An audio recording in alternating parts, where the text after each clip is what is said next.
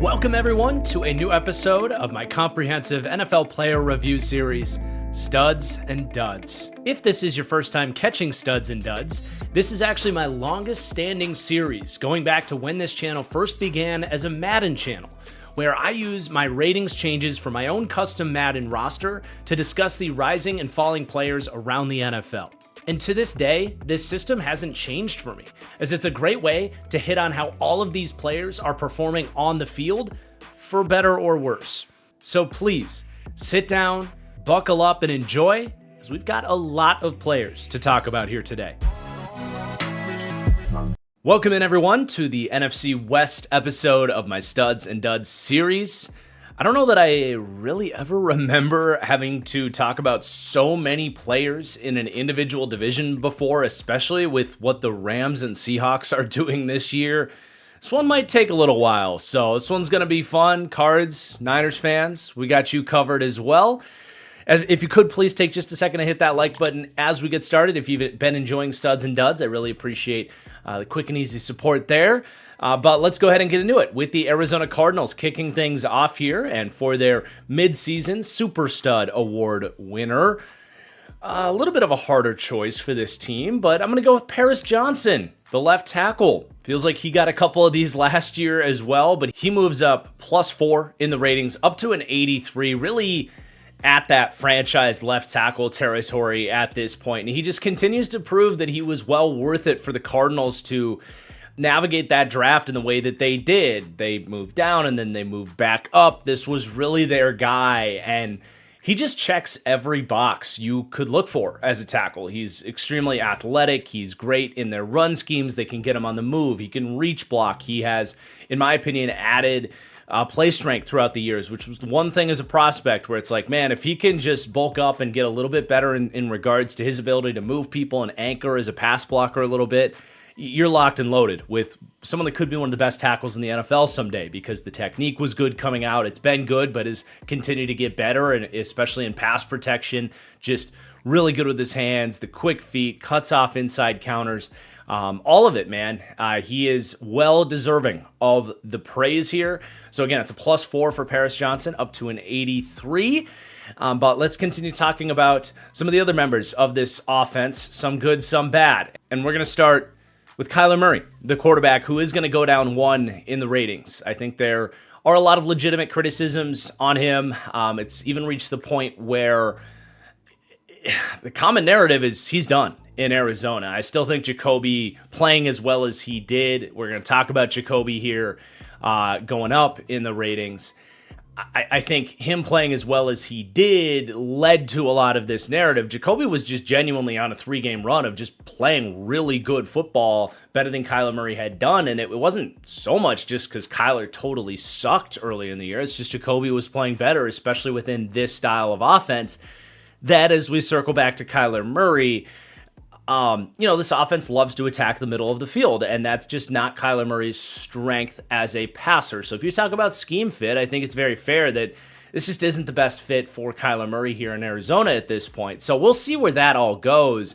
And again, I am lowering Kyler by 1, but I will defend him a little bit. Like, I think people are totally, some people at least, are totally writing Kyler Murray off, saying he just sucks. I still don't think that's the case. And I don't think he was playing that bad before the injury brought Jacoby into the lineup. Was he perfect? No, far from it. Obviously, I'm lowering him by a ratings point here, but he was let down big time by his wide receivers in his starts, where there was just drops in critical spots, and Marvin Harrison was playing like doggy do when Kyler Murray was in the lineup, and all of a sudden decided right as soon as Kyler got hurt, basically, that he was going to be just fine. So I still have to defend Kyler a little bit. It's getting harder and harder to be basically the leader of the Kyler Murray fan club, as I have been over the years.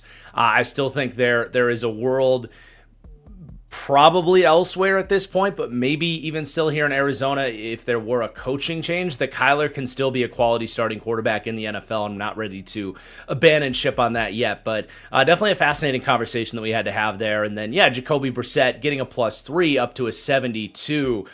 And it would have been an even larger bump had he not gone into Seattle and really struggled. And that's where I'm curious, like, if they do go back to Kyler Murray at the end of the year, I view this as a full tryout for Jacoby Brissett. I don't necessarily think the Cardinals are going to move on from Kyler Murray and Jacoby Brissett. You know what I'm saying? I don't know what other options are out there for them to be better at quarterback in 2026 unless they completely tear this thing down, but I just don't know that that's the direction they're going to go. But yeah, Jacoby, if we did this before the Seahawks game, it honestly might have been an even larger bump for him, but some sloppy turnovers, especially in the fumbling department, but got away with some dangerous passes in that game that didn't get picked against Seattle as well. Definitely took a step back and felt more like we previously conceived Jacoby, but you got to give him credit for really those 3 starts against Indianapolis, Green Bay, and Dallas, where he looked like not just a starting caliber quarterback, but a quality starting quarterback. The processing, the ability to see the field, the arm talent is real. The ball placement is real. Even some plays where he's stepping up and in and out of sacks were impressive with the pocket presence. So I do really like Jacoby Brissett. I want to see him get back on track. That was a tough assignment to go into Seattle and play well against that defense right now. And I really do think Jacoby deserves, if he can get back to that level, especially to be viewed as a starting quarterback by somebody, whether that is here in Arizona or somebody else, because when he got that starting season in the Deshaun Watson suspension year in Cleveland, he was like the best quarterback Cleveland has had since Baker Mayfield, was good for them. So the league just kind of ignored that, and now he's getting another chance. Starting early season New England last year, that wasn't a real opportunity. The O-line was a disaster. They had no playmakers. They were completely figuring themselves out. They at least learned a couple things about themselves by the time Drake May stepped in, and it was still a disaster. So I don't really count that.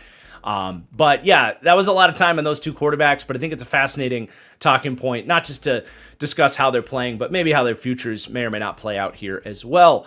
But then we're going to talk about these running backs. Not huge changes. They've struggled to get the ground game going, especially since James Conner went down. But Trey Benson showed some flashes before he unfortunately got hurt.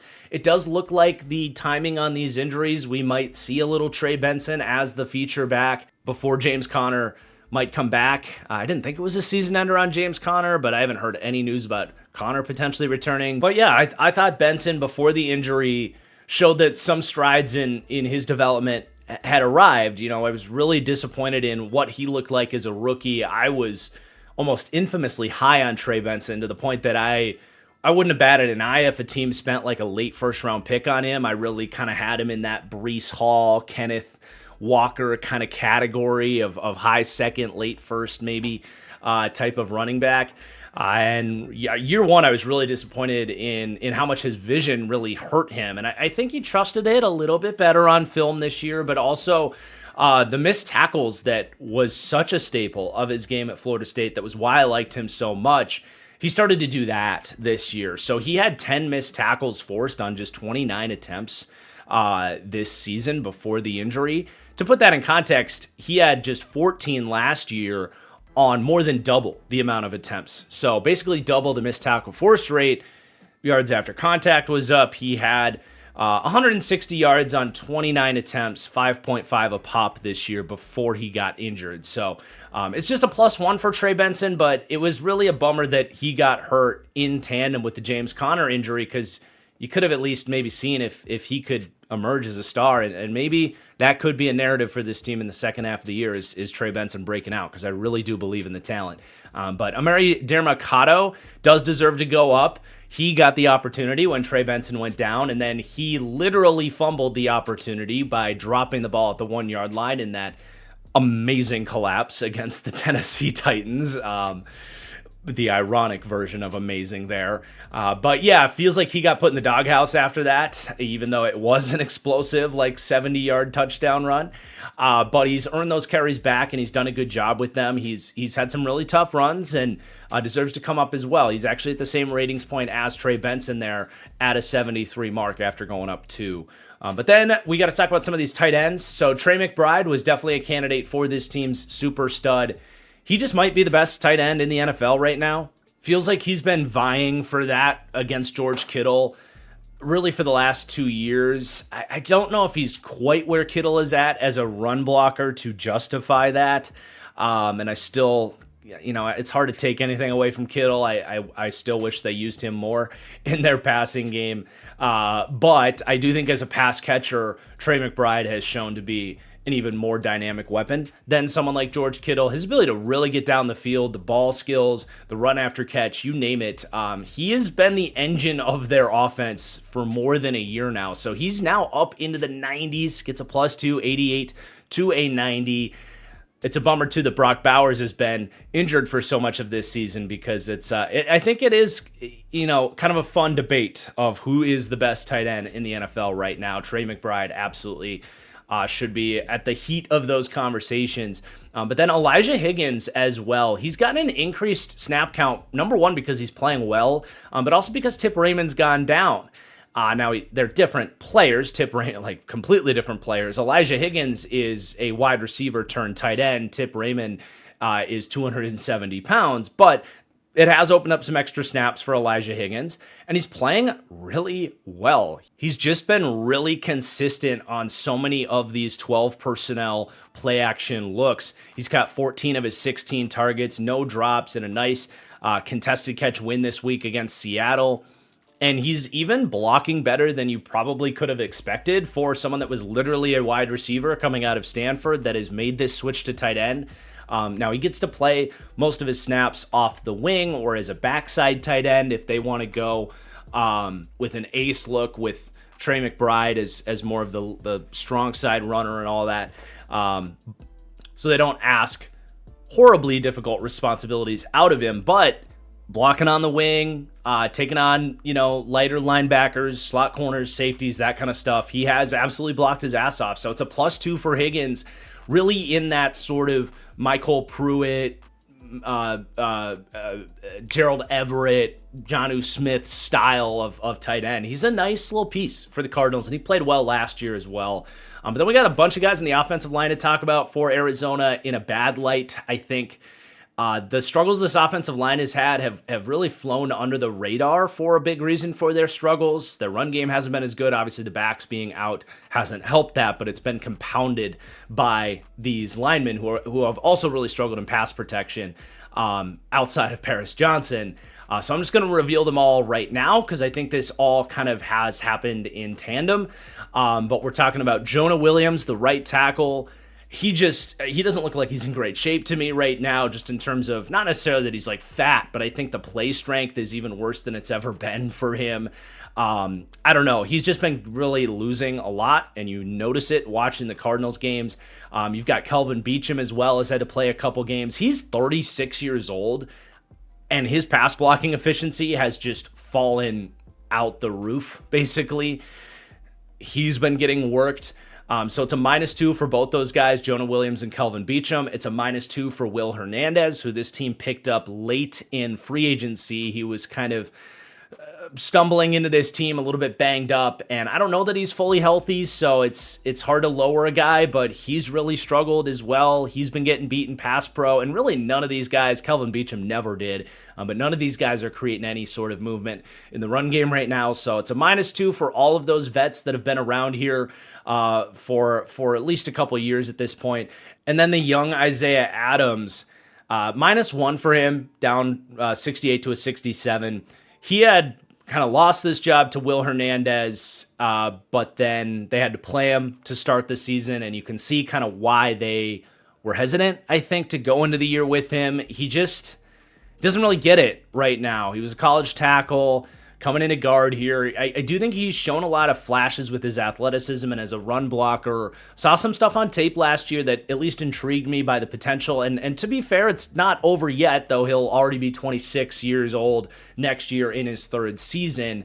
But a lot of bad losses in pass protection, a repeat from last year. He's got 6 penalties on the season in just 5 starts, more than 1 a game. And then the run blocking, too, like you do see the flashes, but there's just so many times where he falls off blocks, lets a guy cross his face, has those negatively graded plays, and it's it's just not looking good for Isaiah Adams, who they did spend a third-round pick on. That was a pick out of that draft that I was really quite critical of. I said, okay, he's a tackle moving inside. We'll see how it goes. He's got some potential, but, I thought he was the definition of a day 3 draft and stash project, and they've pushed him into a spot where, unfortunately, they've had to count on him more than that, and it just hasn't looked what you would hope to see from that draft capital. 71st pick in the 3rd round. But that's all the movement with the offense. I do have a note, at least, on Marvin Harrison Jr., who, if we did this after 5 weeks, certainly would have gone down, but he has rebounded, not enough for me to raise him. I've got him at an 80 rating, I think. I still think that's right. You wish he could play more consistent football to climb up to his potential. He's clearly not a bad player, and he's produced for this team, and he's playing great the last month or so. I hope that when we come back to this at the end of the season, we're able to start raising Marvin Harrison again. But let's talk some defense here for the Cardinals. So a big positive here is the rookie defensive tackle, Walter Nolan. It's really been about a game's worth of snaps, 72 snaps in just 2 games since he returned from injury. So I can't raise him too much just for that. It's a +1 here as he climbs to a 75. I had a very nice 74 mark there as a rookie. I do anticipate this is going to go up big time when we come back to the end of the season, but he got a little banged up again in Seattle. He's got to stay healthy, but he just absolutely looks the part. And it's been in both phases. He's really helped this run defense, but what he's shown as a pass rusher, showing the power, showing the quick twitch, really made an impact in that Cowboys game coming back. And I think you got to be excited from what you're seeing here because he was one of the more talented defensive players in this draft. I think when they got him at 16 was their pick, right? We do so many mock drafts, you would think you would just remember as a lock with what exact number these teams picked. But I think it was 16. That was about as low as I possibly could have seen him going. So a lot of talent there, a lot of Quinnen Williams traits just from the physical profile there in his game. So really good to see the flashes early, and hopefully he can stay healthy and keep it up. Got to give Calais Campbell some love, man. He's playing really good football here in Arizona. He's had, I think, 5+ sacks. He's up to 21 pressures on the season in a part of this deep rotation on just 197 pass rush snaps. So he's above that 10% pressure mark, which is an impressive threshold for interior D linemen. And he continues to be good old Calais Campbell against the run. So wasn't quite this efficient last year. Not that he was bad by any stretch for Atlanta, but I mean, going up as a defensive lineman at 39 years old, I just continue to be wowed by what Calais Campbell is capable of. But a couple of these D linemen are going to go down. So Dalvin Tomlinson, don't need to spend too much time on this. He's getting older. Just the pass rushing has vanished for him. And it's not like Dalvin Tomlinson's been this awesome pass rusher, but he's been, the last 3 years especially, consistently getting you between 30 and 36 pressures and a handful of sacks every year. This year he has just 6 pressures halfway through the season, no sacks. It's like he is strictly an early down player. Could be scheme usage, could just be the fact that he's turning 32 in a couple months, but it's a -1 for Tomlinson. I'm not going to say it's been a disastrous signing or anything like that. I think he's still doing his thing, plotting gaps in the run game, which is really what they brought him in here for. But he has always been capable of getting after the QB, and this year that hasn't been the case. And then this one hurts. Darius Robinson, their first-round pick from last year. We basically haven't touched Darius Robinson because he's been injured so much. His rookie season felt like a complete wash. But, he was kind of a polarizing prospect, a bit of a tweener, someone who, was probably drafted at about the peak of where you would have been considering Darius Robinson. Always felt to me like second round was probably a little safer for this guy. But he's definitely playing, he's not playing like a first-round pick. I'll say that, and that's an understatement. I mean, he is getting just annihilated in the run game, really sliding inside in this system. It could just be a scheme fit thing. He plays that kind of base end, the 3-tech, the 4-eye roll in what is a 3-4 style front here in Arizona. And he played edge at Missouri. And so there was some questions about kind of where he was going to be best lining up and how it was going to translate if a team wanted to use him as more of an interior guy. And like facing a lot more double teams, dealing with interior linemen, blocking down on him and all this stuff to the perimeter. He's just getting lost in the run game right now. And the pass rushing is maybe even worse. He has just 7 pressures on 135 pass rush snaps.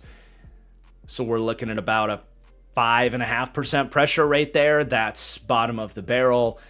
Hopefully he can turn it around, but there's just not really a whole lot of promise to attach to on him, especially when last year when he did come in from injury, he got the injury excuse, but it was all of the same thing with him not really making an impact.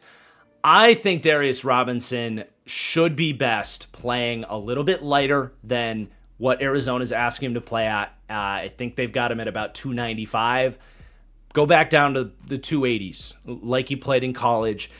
And be more of a heavy-handed edge rusher, more in the Cam Jordan role type of deal. And I wonder if even a team like Chicago might want to make a phone call this offseason because that's Dennis Allen's defense, getting a little bit off the rails there. But yeah, it just hasn't worked with the former first-rounder here. But we're going to jump through the linebackers. I think these linebackers have been all right. They've played up to kind of my ratings on them, so not a ton of commentary with that group. And we're going to go to the secondary with a couple of rookie corners that have shown some serious promise this year. Will Johnson, not so much a surprise there. So many people were a fan of Will Johnson, myself included. I was as stunned as anybody when I saw his fall. And honestly, if Will Johnson hadn't missed about half the season at this point, he would have to be the favorite for Defensive Rookie of the Year. He has 6 passes defended on 31 targets this year. He's allowing a reception percentage of 61%, which anytime you're in an off-zone style system like that, that's a pretty good number. You're almost like giving 45% to just begin with through the scheme. He's only been credited with 1 touchdown allowed. Now, he did have a couple of down weeks. Colts, Packers got him, had 3 penalties in the Packers game, did give up that touchdown against the Colts. So it's not like it's all been perfect, but it's been a lot more good than bad, which is great for any corner, especially a rookie corner. So it's a +1 for Will Johnson, who obviously already started at a very high mark there as a 76 coming in, one of my higher rated rookies coming out of Michigan. But Denzel Burke as well, another Big Ten corner that they didn't really need when they drafted him, but they must have just had a monster grade on him. I think it was a fifth round pick for Denzel Burke. And he as well is playing really well for the most part inside this system. But he's had to step in and get some starts. He's racked up a total of 246 snaps, really 2 full starts in there, week 2, and then this last week against Seattle. And he's got 2 pass breakups, a couple interceptions. Well, the one this week against Seattle just kind of landed in his lap, and he laid out for it. But generally speaking, he's looking very comfortable as a zone corner. I think he was asked to play a little bit more kind of man zone match type of stuff at Ohio State, and he's not like a crazy twitched up athlete, but he did start a lot of games in college. I think that experience is translating to more of a top-down zone-style system, and I could see him being a mid-range CB2 someday. I was always intrigued by him as a late day 2, early day 3 kind of guy, and it's honestly at the point. I know Cards fans are big Max Melton fans. I've just never been a huge Max Melton guy. I actually now have Burke and Melton with the same rating here. I think that could be interesting. It feels like the Cardinals have just had this CB by committee since Jonathan Gannon got here. I think they would benefit from having stability at that position to increase your your communication is what it comes down to me, playing with the same guys back there. It's not unlike keeping the same 5 guys in an offensive line from year to year. I wonder if there's serious consideration for Denzel Burke and Will Johnson, if they're healthy, to just keep them as your outside corners and let Max Melton be kind of like a dime back and fly around. It'll be interesting to see how that all plays out. But it's hard to have Max Melton be a dime back and fly around now that I say that, because our next guy here, Dadrian Taylor Demerson, has carved out a nice, fun role as that dime back for this defense. He comes in mostly for third downs, and he's got a pair of interceptions, a pass breakup on top of it. He's tackling extremely well. He showed really good flashes last year as well, so I can't bump him too much because it's more of a role player here. But if and when he gets a starting look in this defense, at some point, maybe they do want to move on from Budda Baker, who's not getting any younger and honestly not having the best year this year. It's hard to do that, though. He's the heartbeat of this defense and got a contract extension recently. But maybe Jalen Thompson, they look at that and say, you know what, we can get a little cheaper here and go with the young Taylor Demerson. You know, it's not to take away from either of those other two safeties. They're good players, but I think Taylor Demerson has played at the level where he's earned the opportunity to get a starting look somewhere. And if that happens, I think he has legit potential to be a quality starting safety. He's got a ton of speed, instincts, and the fact that the tackling's been as good as it is has been a big plus for him, because that was maybe a bit of a question coming out of Texas Tech. And then the last guy here for the Cardinals here, the kicker, Chad Ryland, has been largely reliable for them since they acquired him and brought him in last season. It's a +2 for him. Now, before we go to our next team here, I want to thank the sponsor for today's video, Underdog Fantasy.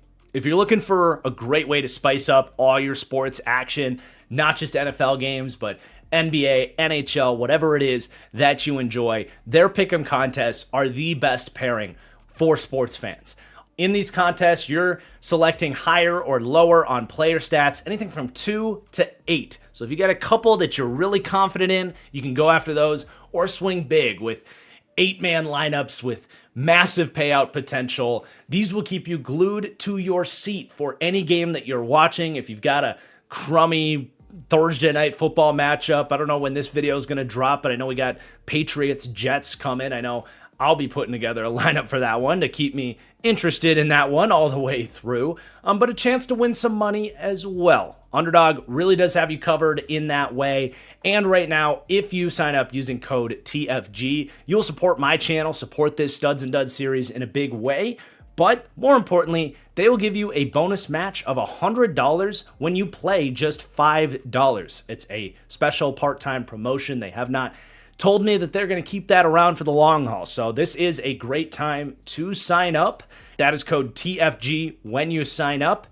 Good luck, and please play responsibly. All right, let's move on to the San Francisco 49ers, and for their super stud in this very wild season filled with injuries and replacements having to step in, Mac Jones has been the premium replacement for them. He's making some noise about opening up a QB controversy in San Francisco. You know, Brock Purdy's going to get that job back, but I will say Brock Purdy's got to play well. You know, you gotta be able to play better than Mac Jones on this team when he comes back healthy to secure that job back. I don't think it's absurd that people are saying, hey, maybe this team is better with Mac Jones. I'm not saying they are. And then, like I said, Brock Purdy comes back in, but it is interesting.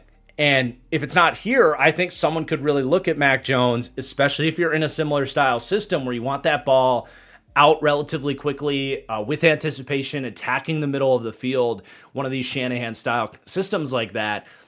He absolutely can be a bridge starter for somebody.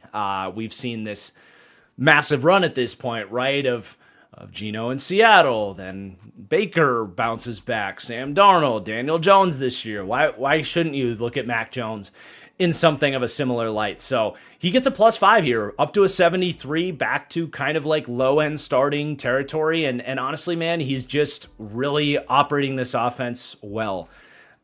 I don't bring up completion percentage too often, but I think in the case of when you watch Mac Jones, that feels like the stat that stands out to me the most. Completing 70% of his passes, it's just like he has such a good feeling of where he needs to go with the ball. It's often not prolific passes. It's just the right place, the right time, the right play call with accuracy. And it's easier said than done to get that. He's got 13 touchdowns to 6 interceptions this year.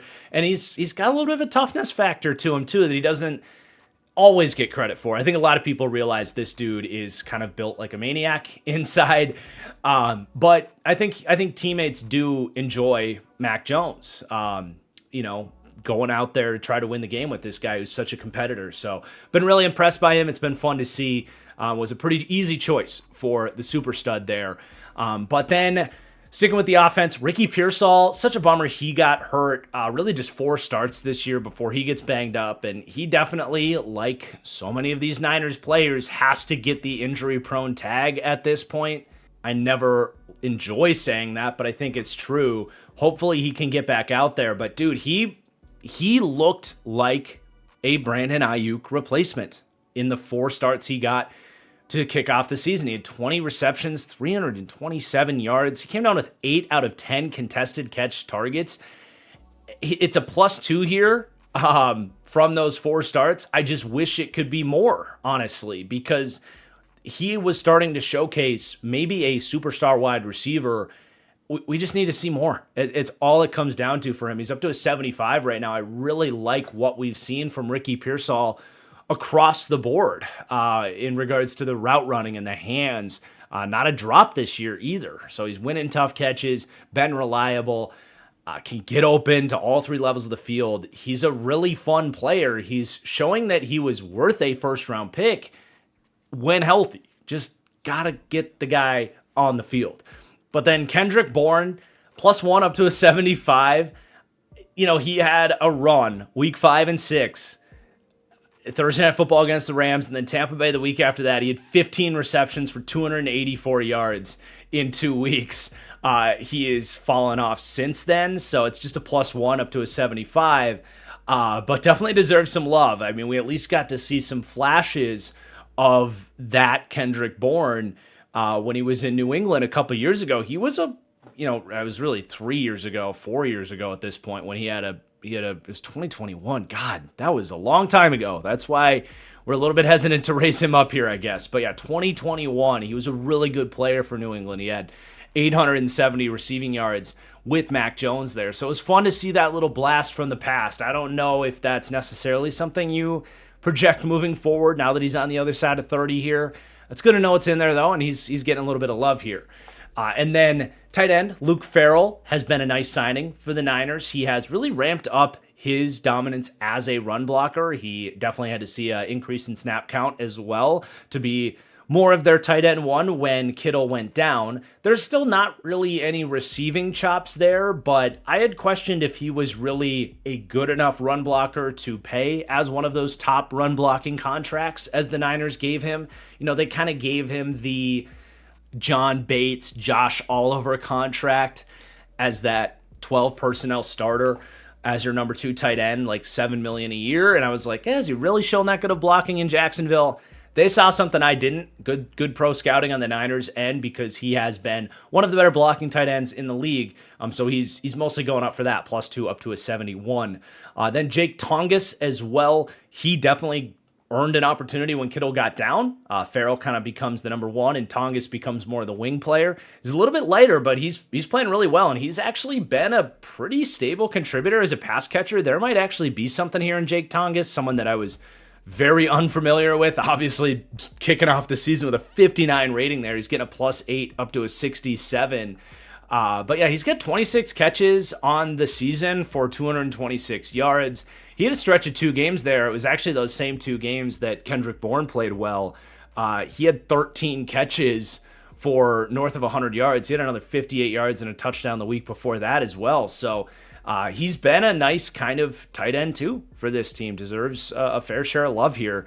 And that tight end room is all of a sudden pretty deep for the Niners if Kittle can stay healthy for them. But then with the offensive line, Colton McKivitz, this dude just keeps getting better. He's a hard ass, man, especially as a run blocker. He's doing a really good job this year, just so comfortable within this blocking system. And they extended him this offseason at $15 million a year, which is obviously, it's good money. You want him to take that extra leap that he's made this year. He's really been helping this offense out, and I still don't fully trust him as a pass blocker. If it's 3rd and 9 and he has to hold up as the right tackle against some of the game's best pass rushers, I still don't fully trust him one-on-one in that sense. But he's been much less of a liability than he was earlier in his career, and it's been a very commendable ascension for him that, there's not a ton of traits there. I think he's a decent athlete, but, it really just comes down to digging deep, getting better at your technique, playing hard, and developing incrementally every year to get to this point. So love to see that. And then really same applies to Jake Brendel. He's kind of the Colton McKivitz of centers here. He's 32 years old at this point, actually just turned 33. But he as well this is now his 4th straight year as the starting center for the Niners. I mean, would that have been Alex? No, that wouldn't have been replacing Alex Mack. Can't remember who the center was before him, but he's been extremely dependable, durable, and having the best year he's had as a run blocker. Now, I really don't like him at all as a pass blocker as well, but within this system, early down work, he's been a beast. And as we've talked about a lot, like this system will protect some guys like McKivitz and Brendel with play action passes, keep them outside of as many drop back passing situations as hopefully possible. So he gets a +2 up to a 73. He's a very useful center for this team at this stage in his career still. But then at right guard, I am going to lower Dominique Pooney by 1. I still think he has a very bright future ahead. He was a skyrocketer in this series last year as a 3rd-round pick that really did play close to a Pro Bowl level last year. He's falling off a lot more blocks in the run game, but more notably, he's been more of an issue in pass protection this year. And that's an area that I do think he can continue to improve at. He's just in his 2nd season. So he's been kind of on this speed race towards greatness as a guard. And this was just kind of like a little tapping of the brakes, not even a pump the brakes, just a little SpongeBob toe tap on the brakes. I think he's going to be just fine, but it felt noteworthy that he just hasn't quite been as good as he was in his rookie year. And then the rookie Connor Colby out of Iowa, he has had to get some starts at left guard, really struggled in pass pro, and that's why this is just a +2 up to a 65. But he as well was run blocking all right, which isn't a huge surprise for an Iowa lineman coming into the league. That's something you can probably hang your hat on with a guy out of that system, and why you should kind of draft guys out of the Iowa program. But yeah, a little bit of love there for him. And then we'll flip over to the defensive side of things. So Bryce Huff gets a +2, basically creeping back towards where he was in his prime with the Jets. He's not all the way there. I want to see a full season of this, and he did get banged up, unfortunately, but on tape, he's shown that he's there, man. The get off, the bend, the ability to pressure the quarterback. He's been a saving grace for this defense. Once Bosa went down, it was like, man, who's getting after the quarterback? Bryce Huff has at least been like a quality pass rusher for them. I loved this move when they made it, reuniting him with Saleh, who definitely got the most of him out of him when he was with the Jets, and I love it even more seeing it play out in the way that it has. And we'll see how, like, if Huff has contract negotiating leverage with how well he's playing this year. He just might, because the Niners are basically not paying him anything. It's all on the Eagles' books for the most part. But if it doesn't come to that, he's really cheap this year, just an $8 million cap hit. And they've got him again next year, essentially on a team option for $5.3 million. They're not going to cut him, but even if they did, they wouldn't lose. They wouldn't take any dead cap. So, getting him from Philadelphia has just been a brilliant move for a front office that I could be critical of at times, but they do have these bangers from time to time, and Bryce Huff is an example of that. Sam Okoyano as well. Hey, give the front office credit for this one too. They find him really out of nowhere. He played well last year, and he's continuing really to do what he did as this kind of heavy-handed, like 6'1", 270-pound just thumper on this defensive line. He's just kind of this bazooka that this defense can just kind of send at the offensive line, make an impact in the run game, run a ET stunt, blow up a combo block, let a guy loop in behind him. He's got some twitch. He's just a fun go-getter on the D-line. So it's a +2 for Okoyanonu, up to a 70. And then at linebacker, these guys have not been all perfect, certainly, both D. Winters and Tatum Bethune, but they are going to go up. So D. Winters has had a solid season. Again, just a 70 rating. I think he's played kind of at that replacement level mark. If Fred Warner had been able to be out there as the LB1 next to him, I feel like we'd see him really come into his own as the LB2. That's kind of the vision for D. Winters.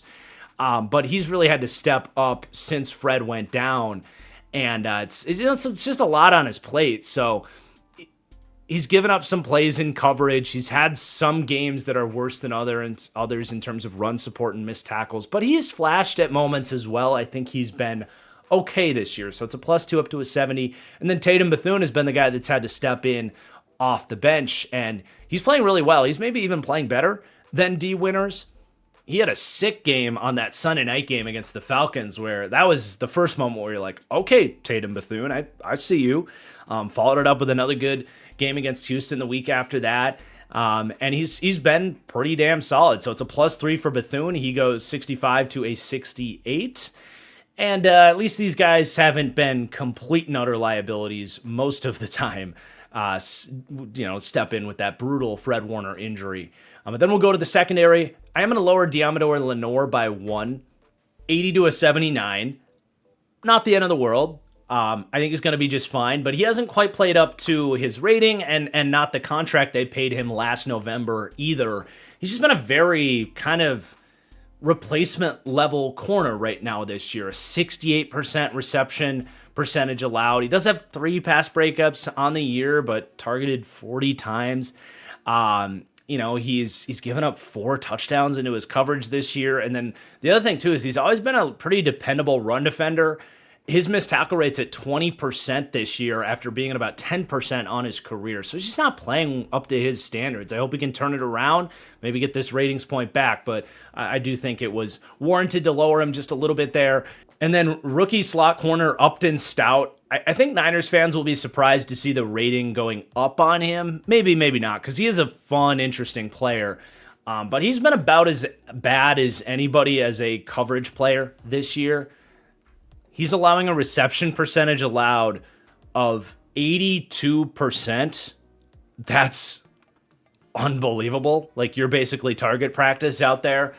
But the thing is, at a 67 rating, I didn't really expect him to be all that good out the gate.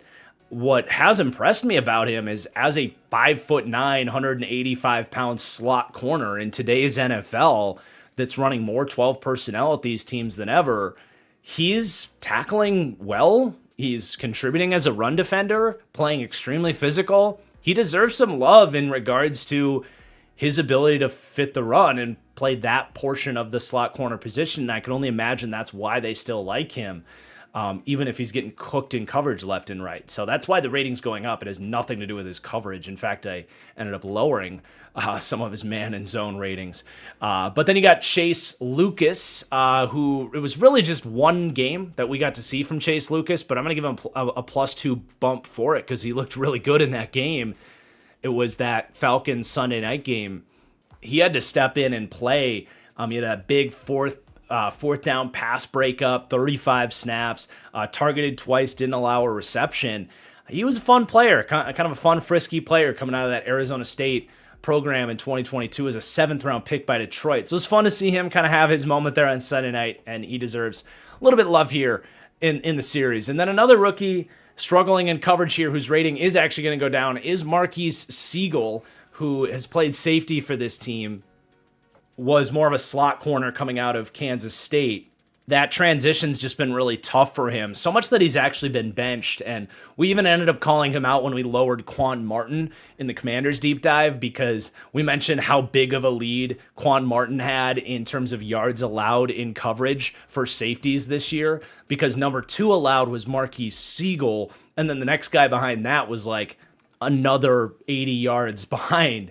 Now, the other safeties have gained ground so to speak, on Marquise Siegel because he's been benched since week 7, but despite only playing 7 games when everybody else on this list has 9 or 10 games played, Siegel is still second in the NFL in yards allowed for safeties.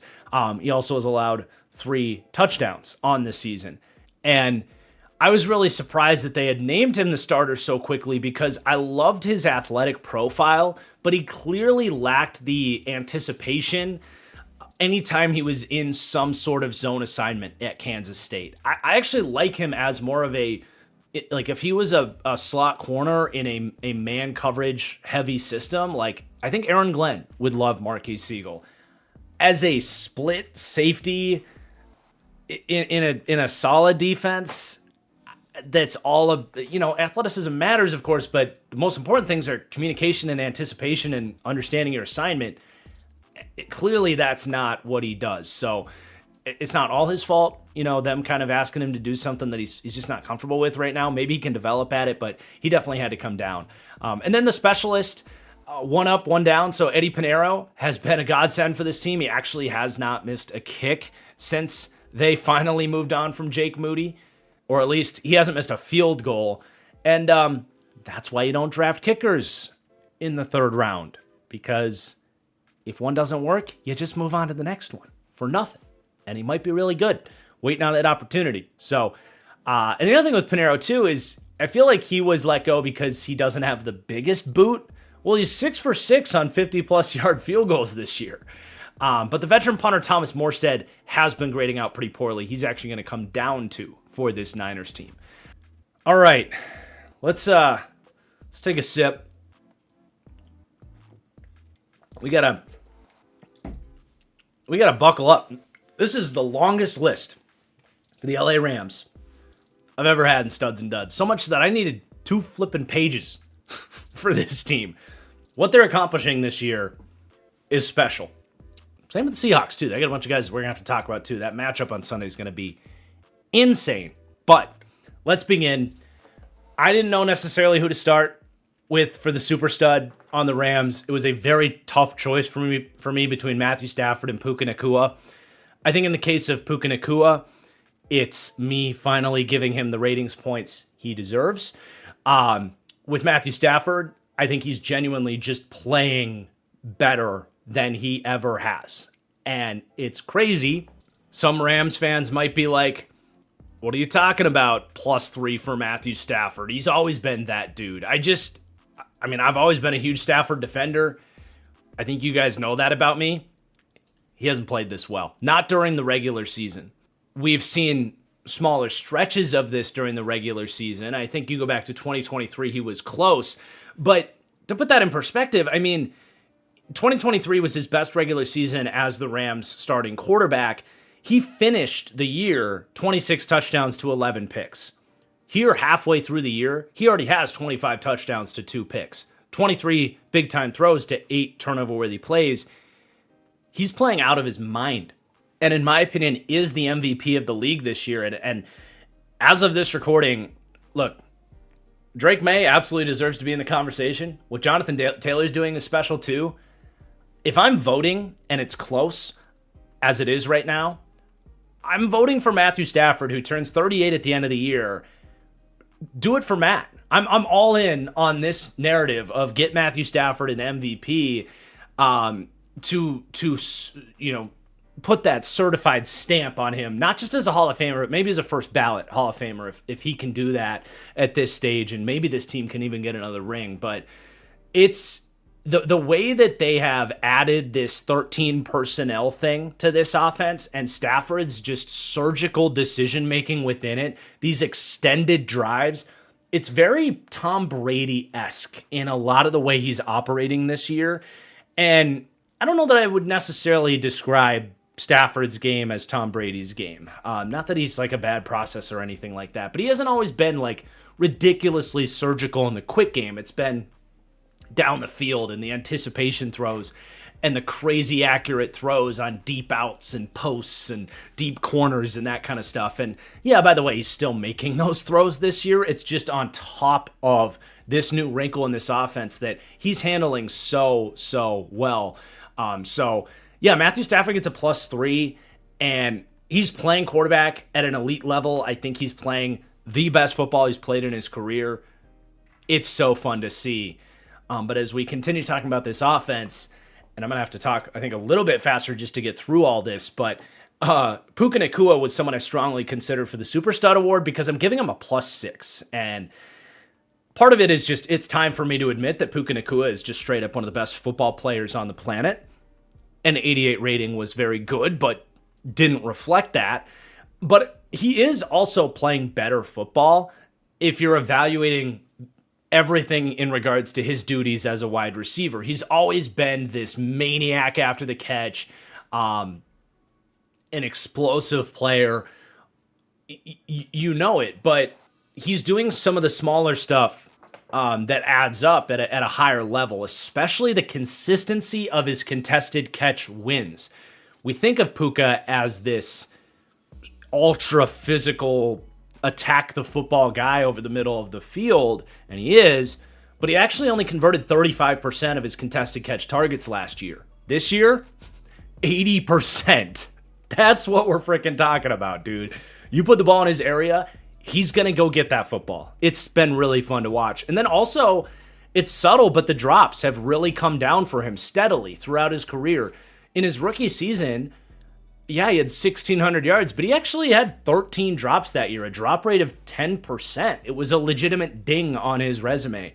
Last year was a little bit better, but down to 5.3% drop rate, which is pretty average. This year, just one drop, 1.5% drop rate. So the ball skills have really evolved. I think even some of the down the field separation has gotten better and better with his route running and polish at the position. I mean, he absolutely belongs in that tier 1 of wide receivers at this point, which I wouldn't have ranked him there with guys like Jamar Chase and Justin Jefferson. And for that player to have come in the 5th round, it's breathtaking. But that's Puka Nacua. Let's talk about some of these tight ends. Like I said, this team has really tapped into 13 personnel this year. It's been the core identity of what's been really different about this offense this year. And that's all thanks to, I'm just going to reveal these guys together. Terrence Ferguson, the rookie, and Davis Allen, the year 3 tight end out of Clemson.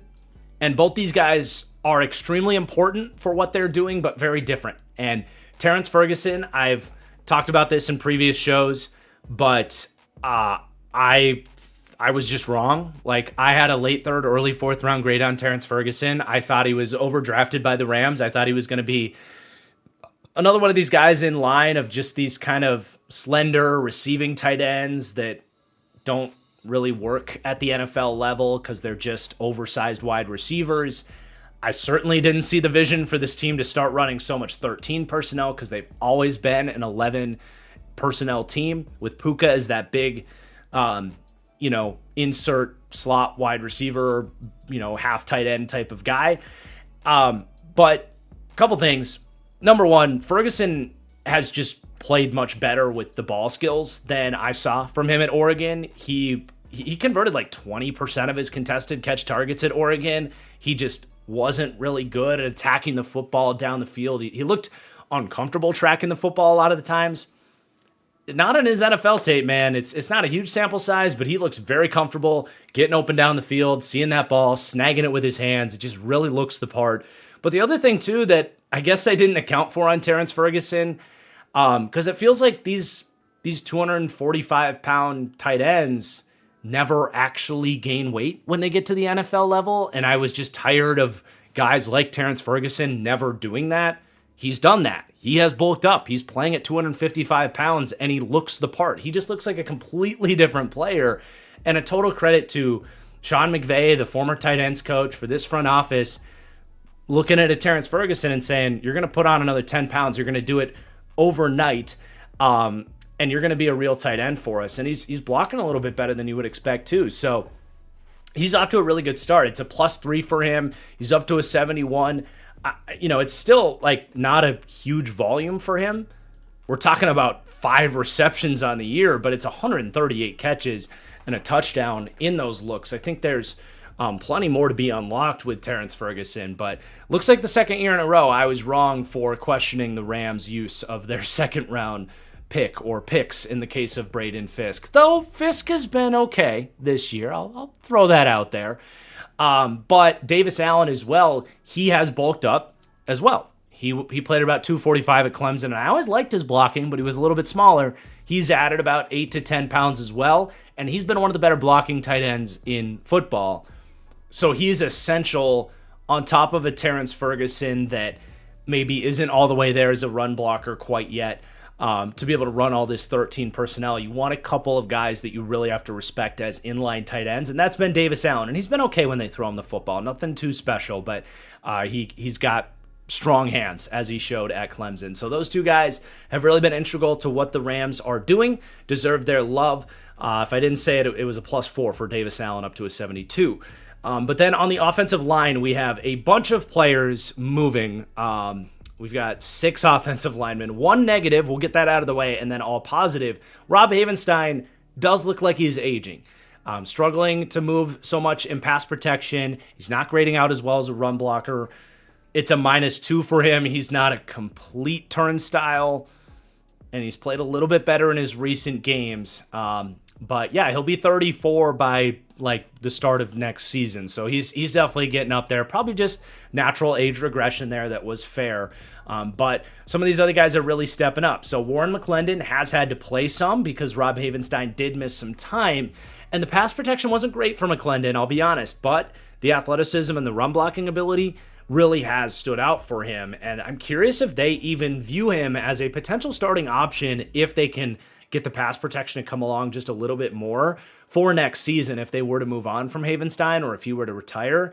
McClendon's was a 5th-round pick, and he was always fascinating because he's the guy that held off first-round pick Amarius Mims, who was this super recruit. But McClendon was like just good enough at Georgia where it was like, well, we at least have to rotate McClendon, but we also want to play Mims so that he doesn't transfer out of here. So it was kind of unfair to McClendon what happened to him in that final year, but he had decent tape and fended off a recruit like that at Georgia. So it's not crazy to think that he was a bit of a sleeper value where they got him in the 5th round and that he could actually have starting potential. So he'll be an interesting player to track for sure. But it really has just been the run blocking for him, not so much the pass protection. But then Coleman Shelton, he's blocking his ass off this year. Career year as a run blocker, paving way for these guys up the middle. I wish these guys were better in short yardage run blocking, but within the 13 personnel thing, when defenses don't necessarily know what's coming, they have really been sound in their run blocking, and Shelton's been a huge part of that. When they load up the box and they know a run's coming, he's not the traitsiest guy to maybe create the drive you need on an inside run. But he's playing really well. The pass protection hasn't been great for him. It never really has been, but definitely deserved some love. It's a +2 for Shelton. And then next to him, Steve Avila has really locked in. He looks like he's starting to creep up towards his potential as that high 2nd-round pick. Had a down year in pass pro last year. And outside of the Saints game where he struggled this year, he's been pretty damn solid. He has missed some time as well, so got to stay healthy. He missed some time last year as well, so he's got to stay healthy, but this all ties together. He's been smashing dudes these last few weeks as this team has been playing this style of offense that's been so effective. Likewise with Kevin Dotson. He's having a monster season at right guard. +2 for him, up to an 82. And that's not so much a surprise with him. He's roughly a top 10 guard in football, but with how he's playing this year, he might be cementing himself in that status.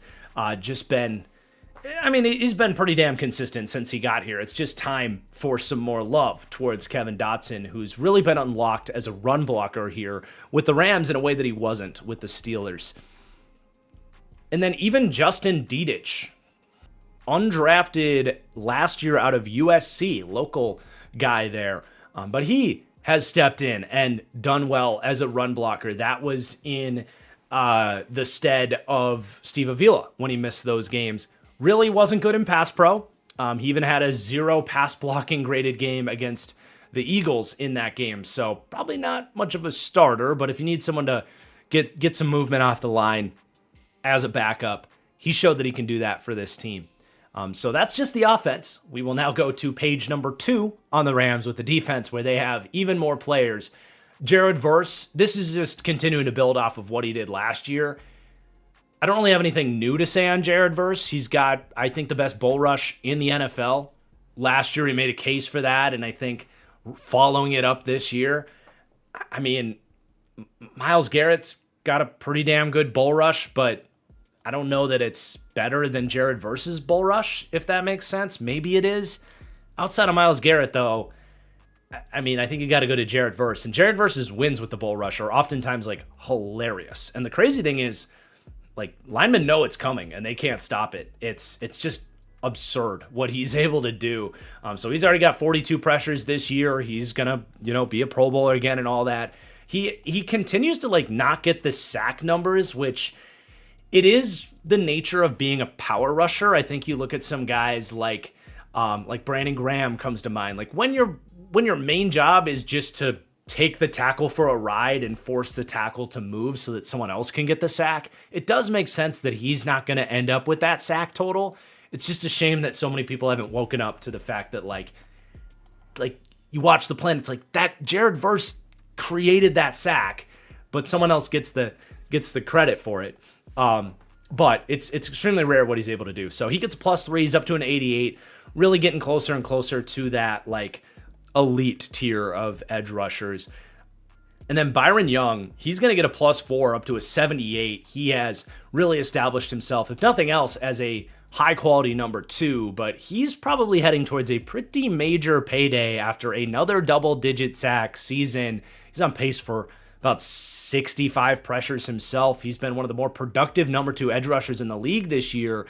But like, the grading profile, the pass rush win rate has skyrocketed from the last couple of years. I've been a little more critical of Byron Young, or well, not necessarily critical, but at least, like, pump the brakes on him as, like, a high-end number 2 edge rusher, even if his sack total indicates it. Again, he's had a lot of cleanup sacks. He's leaned into that 4.4 speed that he has, and the sack total probably has looked a little bit better than his actual ability to win as a rusher. But here's the thing. Players can get better. And Byron Young, who was very raw coming out of Tennessee with that unique backstory that he had, is still relatively new to high-level football. And his ability to actually string moves together, he's been so good with his hands, setting up different moves, on top of the fact that I think he was sitting in that film room with Jared Verse at some point and said, I could probably do a little bit of that. And we have seen a legit bull rush unlocked from Byron Young this year with that crazy get-off, and some little bit legitimate strength at the point of attack. And he's just winning as a rusher, and it's been really fun to see. So it's a +4 for him. And again, if he repeats this in the second half of the year, we are talking about a very high-end number 2 type of edge rusher to complement Jared Verse and everything else this D-line has going on. And I mean, I'll give full credit where credit's due for that, because for our next player here, Josiah Stewart, the rookie, my take in the deep dive was everything I said about Byron Young is more of a cleanup artist, but that Josiah Stewart was going to be a better overall pass rusher that can actually dissect blocks and get you a, quote unquote, get you a bucket if it's a 3rd and 8 and you need someone to win. Well, again, Byron Young's been doing that, but Josiah Stewart, like, I was at least onto something there. Like, he also has looked like a major draft hit in the 3rd round. There's been some games where he's been better than others, for sure. He's had some games where his snap count's down. He's not getting those wins, but you've seen flashes of him getting after the quarterback. You've seen his energy against the run as an early down player. He's dropped into coverage 41 times as a 6'1", 240-pound edge rusher. He's got the ability to do that in this, base 3-4 style system. He's a very useful, even if, throughout everything I said about him maybe taking Byron Young's job as the number 2 edge, well, if Byron Young's going to stick around as the 2 and be what he's been, now you're looking at Josiah Stewart as like something like an Andrew Van Ginkel off the bench. He's not quite where Van Ginkel is as a pass rusher yet, but he does have 11 pressures on 93 pass rush snaps. That's very good. It's an incredible luxury to have, and the NFL totally overthought this on Josiah Stewart. I get him falling to the late 2nd round, maybe even early 3rd, because of a lack of true traits, but he was one of the best raw pass but he was one of the best just pass rushers in this draft on tape. Upside, sure, you knock him down a peg, but this is what the Rams do, right? They take those physical outliers. They take the guy that ran slow at his workout, but they know because of the GPS tracking and the tape that he's not actually that slow. And that was the case with Josiah Stewart. He ran like a 4.8. A bunch of teams probably just crossed him off. It's like, use your eyeballs. Like, he's better. He's faster than that on tape. He's not a burner. He probably is more like 4.6 speed type of stuff, but the Rams don't care about that stuff, and they continue to win in the draft because of it. But you go to the interior of the D-line, some of these guys are playing really well too. So Poona Ford has been a really perfect signing for them. They wanted just a slight upgrade at nose tackle from Bobby Brown, who was okay for them last year, but they didn't. They struggled against the run at large points of last season, and they wanted more of a stout, D tackle to get in the middle of a lighter front that they do have. And Poona Ford's been just tremendous at that. This dude is a boulder. He's not your typical size for a nose tackle, but you don't move him backwards. It just does not happen. And he has literally been a rock in the middle of this defense. Their run defense has improved big time. It's not just Poona Ford. All these guys are playing well. Obviously, we've got a million players to talk about in this defense, but I think it all kind of centers around him, and that's been a really good signing. And the Chargers miss him, by the way. Not really sure why they let him go, if I'm being honest. But he just grabs a new jersey and stays at home, and it's worked out great for Poona Ford. And then Tyler Davis as well. Really impressed by some of the early down dirty work that he's doing for this team. He was not my favorite player at Clemson. Kind of got moved around against the run. Didn't really have much of a pass rushing repertoire. Just kind of tried to out-athlete people. And I think his technique, his run lane discipline has really improved. He's got 14 defensive stops on the year just as kind of the first man in this D-line rotation. So it's a +5 for Tyler Davis, up to a 69 rating, a very solid mark for a, kind of backup rotational DT. And then we'll go to the linebackers. So Nate Landman, loved this signing when they made it. It's been probably even better than you could have imagined. He's forced 3 fumbles, several of which in clutch situations. Him and Poona Ford were, to get these two guys, I'm not going to look up Landman's contract, but I know it was pretty cheap to just plug and play, improve your run defense between Poona Ford and Nate Landman. What a no-brainer for this team when that was their weakness last year. And Landman has always been a nut job against the run. He's got the play strength. He's not the perfect coverage defender, but they don't really care about that. They wanted to improve the run defense, and he has absolutely done that. But even the coverage stuff, like he's got a couple of pass breakups this year, and I don't think he's been a complete and utter liability in coverage. He's given up 330 yards into his coverage, so it's been relatively easy to attack him. But again, that's not what they brought him in for. As long as he can just be even below average as a coverage defender and not a complete problem, they will absolutely take him being one of the better run defending linebackers in the league. And then Omar Spates as well. They play a lot of dime, so Spates is able to really focus on what he does well on early downs. Again, gonna stick with that narrative of focusing on the run defense, at least with these players. He's been awesome since he stepped into the league and just continues to check boxes in that role. A lot still to prove as a coverage defender for sure. But this dude's been such a find out of LSU. He wasn't on my radar. I don't know how he slipped so much through the cracks because he's got the size. He played at LSU. He's really just a sound run defending linebacker prospect, which it's hard to find those guys in college. He's been tackling well. He can get off blocks. It's hard not to like what you see from Omar Spates. So he goes up to a 74 on the +3. And then you go to the secondary. This is obviously more of a pass defense conversation now, shifting from the run defense stuff. But it's laughable how, if you're a fan of any other team, basically, it's laughable how, every single possible green light has been hit by this secondary. They're basically on a cross-country road trip and they're hitting every single green light somehow. I have 7 defensive backs for the Rams raising in the rankings, none going down. And the first of which is Darius Williams, the 32-year-old veteran. He's right back to playing good ball for the Rams after a down year last year. He's got 5 pass breakups on the year. He's allowing just 45% reception percentage. He's allowed just 11 receptions on 24 targets. Like, that's outstanding. He's also tackling better than he did last year. So it's a +1 for him, heading back in the right direction for him. And then Emmanuel Forbes, of all people, has been good in this system. Now, I'll ring my bell a little bit. I think anybody that follows this closely could have maybe seen this coming. But I did say, like, look, if Emmanuel Forbes is going to bounce back, it's going to be on a team just like the Rams that runs this off-zone, zone-style defense, because that's what he did in college. He was basically an extension of the safety staff, playing on the perimeter, running up and down the sideline and trying to ball hawk with his eyes, not what Washington kind of forced him to do, kind of turn and run in coverage a lot more. And it hasn't all been perfect for Forbes. He got mossed by A.J. Brown. That's just... I mean, at this point, if you have Emmanuel Forbes on your team and you're putting him on A.J. Brown, that's on you, because there's about an 80-pound difference there, and A.J. Brown just boxes him out. But outside of that, Emmanuel Forbes has been really solid, especially this last month. The scheme fit matters. I think cornerback, underratedly so, is maybe the most scheme-dependent position in the league. Like, you got to be in the right spot to play the coverages that you're good at, and that's been the case with Emmanuel Forbes here on the Rams. So it's a +4 for the former first-round pick.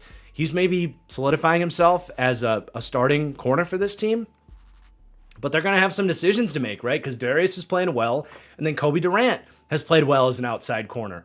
Kobe Durant, my pro comp on him coming out was Darius Williams, someone that can play that off-zone style, have good ball skills. And he's a pretty physical player against the run that's a pretty solid tackler, just an 8% missed tackle rate from him. And I think that's probably the dilemma, the tie-up they're going to have is, if it's between Forbes and Durant, because I think Williams, when healthy, is out there. You've got your nickel and Quentin Lake, who we're going to talk about.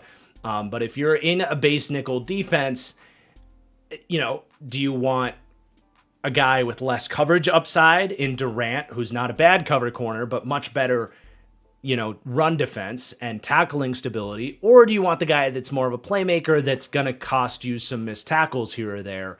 It could just be, if it's earlier downs, we're going with Kobe. If it's later downs, we're going with Emmanuel Forbes. And when they do get into dime defense, you can put Kobe Durant as that kind of lurking, playmaking inside DB that he's done a lot of. So they have an outrageous amount of flexibility with these guys, but with Forbes breaking out, it is a bit of an embarrassment of riches, and they're going to have to make some decisions on who the actual starters are at some point here. Or maybe not. Maybe Chris Shula is just smarter than me, and it doesn't really matter. That's probably the case, if we're being honest. But it's interesting nonetheless. And then, Quentin Lake. He's their starting nickel back. Call him a slot corner, call him a safety, whatever you got to do. He is that big nickel, which I've talked a lot about. We've seen this around the league. It feels like about half the league is caught up to this at this point, where take a more of a safety build type of guy and put him as your nickel so that he can actually help against the run on early downs. And absolutely, Quentin Lake has done that. He's tackling well. He's getting involved against the run. But his quick twitch to take away plays from the nickel, he is extremely underrated. And it's a +4 for Quentin Lake, up to a 79. One of the better nickels in the entire league. One of the more underrated players in the league. I'm thinking about making a video titled "The Best Players in the NFL That Nobody Talks About," and Quentin Lake would absolutely have to be on that list. He's got 8 pass breakups on the season. He's just outstanding, and a big win for my draft analysis. I went to bat for Quentin Lake, one of my big my guys that year, and it's great to see him emerge as such a player. And then you go to the true safeties. Cameron Curl, I don't love his coverage, and he's given up some plays in coverage, but you have to give him credit for being a big contributor to their run defense being as good as it is. He's at a 4.2 missed tackle rate this year, which is outstanding. I don't love to bring up PFF grades a lot on this show, but He is at a 90.3 run defense grade. He's basically not slipping up in terms of being that top-down last line of defense as a run defender for this team. So he has been everything you could have hoped for to help get this team from preventing big plays and then to get to third down as well, sticking his head in there against the run. But then Jalen McCullough, he has played some snaps as kind of a rotational safety. They've blitzed him. They've kind of had him lurk over the middle of the field. And then this last week against the Niners, he was in there as just a standard free safety, playing quarters, made a great read on the ball to get a pass breakup, popped it up in the air. Could have ended up getting picked. But yeah, he's making plays. He's not a great athlete or anything like that, but an undrafted guy out of Tennessee that has basically fought his way onto the field to some capacity. Wherever they can find a place to stick him in certain packages, they've found a way to do that for him. And then so it's a +2 for him if I didn't say that. And then Cameron Kinchens as well in his second season. He's creeping up towards being really a quality safety. It's a +1 for him, 74 to a 75. There's been a little bit more volatility in the nature of his coverage. I wouldn't be surprised if they kind of allow him to just kind of be himself a little bit more, because they do have a lot of guys that are very sound in their zone coverage discipline. I wouldn't be surprised if they say, hey, you go be the playmaker for this defense. If you bust a coverage, we'll make sure we have someone there to not give up a massive touchdown or whatever. But he does have 3 pass breakups on the season in coverage, which isn't bad, but it's really the increase in his tackling consistency, his contributions as a run defender. Really haven't been any issues there at all, except for this last week. He's at an 8.5% missed tackle rate, which for a deep safety is above average. That's perfectly reasonable. You're inevitably gonna miss some tackles out in space from that assignment. So he's been really nice. A +1 for him up to a 75. And then the last player here for the Rams, we did it. We made it through it. The kicker, Josh Carty, who has been benched, not released yet. They have gone to the thicker kicker, who didn't have to try a field goal as they were boat racing the Niners this week. But if he does play well, Mevis, the thicker kicker, they might end up releasing Joshua Carty, who's struggled for this team. But all right, let's take another sip of the energy drink here, because we got the Seahawks next, who I was able to fit all into one page, but it's a lot of players here too. So let's get started with the Seahawks, who have been the prominent surprise team of the league this year. So naturally, it's going to be a lot of players that are contributing to that surprise. But the super stud, you know who it is, because I think Seahawks would have my head if I made it anybody other than Jackson Smith-Njigba. But he is obviously deserving of this. He is on pace for one of, if not the best, wide receiver seasons ever. Like, actually unbelievable. So yards per route run is one of my favorite stats for wide receivers. It's a great kind of volume and efficiency tracking number there. He's at 4.61 yards per route run. To contextualize that a little bit, and I didn't go through the last 20 years. It takes a while to load each year on PFF. But what I did was I thought of a few of the best wide receiver seasons that I can think of, and I wanted to see what their yards per route run were that year. So Tyreek Hill in 2023, when he was on pace for over 2,000 yards but missed the last few weeks of that season, he was at 3.72. So almost a full yard per route run behind Jackson Smith-Njigba. That's the second highest I found.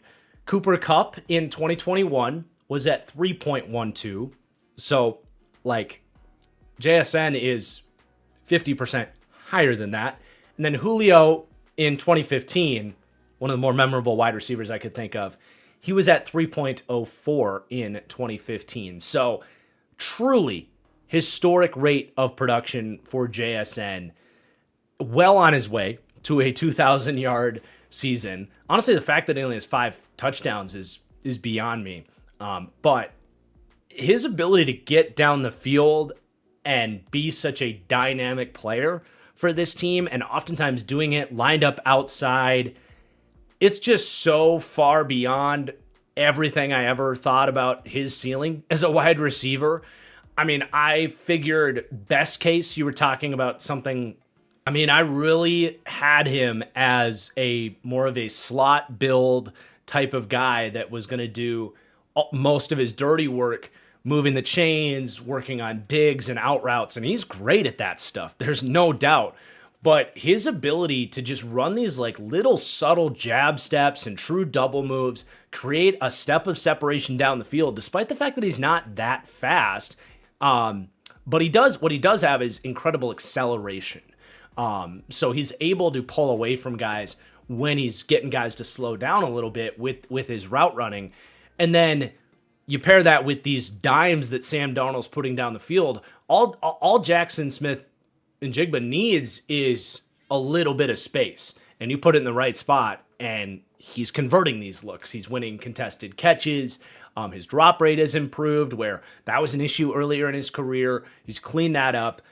I mean, what's left to say about JSN? Just like we said about Puka Nacua, he has emerged as a tier 1 elite wide receiver. It's incredible what he's doing. So the super stud had to be JSN, but goddamn, this team had a lot of great candidates because they are doing some really special stuff this year. So it's +9, 84 to a 93 for JSN. And Sam Darnold's the next guy we're going to talk about here. It's crazy that he isn't the highlight player for this Seahawks team, but at least he's kind of in tandem with JSN and all these highlights we're showing. But dude, I was so wrong to be skeptical on Sam Darnold, and I know I'm not the only one. Frickin' Kevin O'Connell was wrong about this, so I can't feel that bad about it. But what we saw at the end of last year, the collapse of Sam Darnold, it felt like that was going to be a big deal, and how he kind of caved when the pressure, like the literal pass rushing pressure, got in against him. It was concerning, but it shouldn't have erased the 15 games of excellent tape of being a top 10 quarterback last year that we saw from Sam Darnold. And I think with hindsight, we're seeing, man, maybe it wasn't just Kevin O'Connell and Justin Jefferson that made Sam Darnold that great. Maybe Sam Darnold actually made Kevin O'Connell look a little better. Justin Jefferson even a little bit better. Jefferson having to make a little bit more adjustments to these catches from these McCarthy passes, maybe not being quite as on time, hasn't been able to produce at the same level. JSN has taken advantage of the incredible ball placement that Darnold has had. And I think outside of maybe Drake May, Sam Darnold's been the best deep passer in the league in terms of precision, and maybe even better. But I mean, those two guys, what they're doing, consistently hitting these deep balls, it's absurd. And the other thing with Darnold, he's getting rid of the ball quickly. He's operating. There's a lot of Tua, the concept of like, we're going to go play action. You're going to snap your head around. You're going to get that ball out before our bad offensive line can lose. Now the offensive line's playing better. We'll talk about that. But Sam Darnold's a big reason for that. His time to throw is 6th in the NFL at 2.64, and that's impressive from a guy that is going to rack up some longer play extension type of plays when he is able to create in scramble drill. The only 5 guys ahead of him are Spencer Rattler, who they honestly kind of asked him to just get rid of the ball quickly. Kind of a unique case there, but Jared Goff, Joe Flacco, Aaron Rodgers, and Tua, who aren't really using their legs all that much, right? So the fact that Sam Darnold is getting the ball out quick, but he also is adding play extension on top of it, it's spectacular. And there's some Tua in the sense that one thing that Tua does do really well is, like I said, runs the play action, snaps that head around, and gets that ball out with oftentimes really good touch and placement. But what getting rid of the ball that quickly does is it protects you against any offensive line issues, and it helps your potentially questionable offensive line look a little better. It's exactly what we're seeing here. But Tua's arm strength shrinks that field down to about 25 yards on those types of throws a lot of times. Not Sam Darnold. Sam Darnold can legitimately drive the ball down the field, so you're getting these 40-yard shots early in the play. It's just really hard to stop that, and then you're pairing it with a JSN that's going to make you look good on the back end and Clint Kubiak, who's pushing these buttons at the right time. Everything is just coming together so perfectly for this team. So it's a +7 for Sam Darnold. He's up to an 83, which puts him right around top 10 quarterback territory. So many people doubted Sam Darnold. It felt like the Seahawks were the only team that was legitimately interested in paying him. Total credit to Kubiak, to my guy, John Schneider, the GM, for believing in the guy. And my Lord, are they seeing returns on it. So those two guys are obviously the highlight of the offense, but there's a bunch of other kind of smaller contributors to this offense that I'm going to probably go through a little bit quicker here. But they all kind of add up to a lot of the success this team is having. So Torrey Horton, the rookie wide receiver, it's been a small sample size, but he's shown some verticality. He's shown that he can play, even though he's going to have to take a little bit of a back seat now, I think, with Rashid Shaheed coming in, which is exciting. Derek Young, another fascinating younger wide receiver, pun unintended there. But he came out of like Lenore Ryan or something like that. I'll just check. Yeah, Lenore Ryan. I got it. But he made one really spectacular catch down the field, mossing a DB. Kind of, I don't want to say bailed Sam Darnold out, but made Sam Darnold look good on kind of a YOLO throw. But he's also returning kicks and has had multiple really explosive returns for this team. So he's been a contributor. He's been hurt as of late, but it's good to see that from him. And then AJ Barner, the tight end here, he has emerged as their full-time starter. He's been very reliable as a pass catcher, not a single drop this year. He's 3 for 4 on contested catch targets. He showed a little bit of toughness after the catch, and he's been blocking his ass off. He has really developed nicely. I'm really curious to see, as a draft trend, where we go with the A.J. Barner type of prospects. He was a really good blocking tight end at Michigan that went underutilized in the receiving game. I talked about Jackson Hawes in the Bills studs and duds. These guys provide real value, especially if you're in a system like the Seahawks where they like to run early personnel, take those play action pass plays, throw those at you on early downs. Having a guy like AJ Barnes is essential. And it's nice also to have your Elijah Arroyos, who are, a second-round pick here, your Terrence Ferguson. It's all part of the picture. You want to have guys that can get down the field as a tight end and be more vertical presences as well.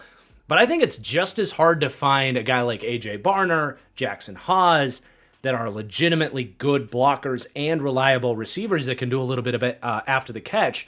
I think it's just as hard to find those guys as it is to find the athletes that are trying to play tight end.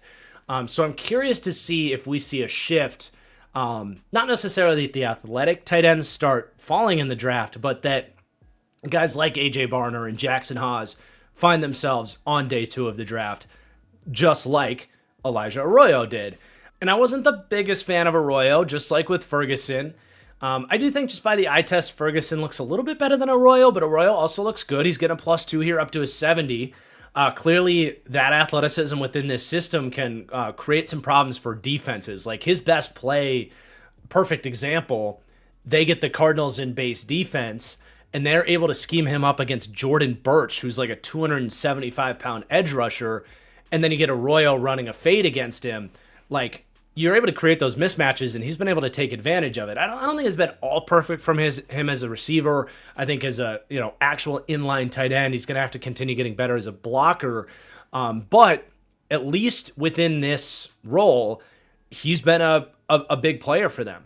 And he's got 174 yards on 14 receptions this year.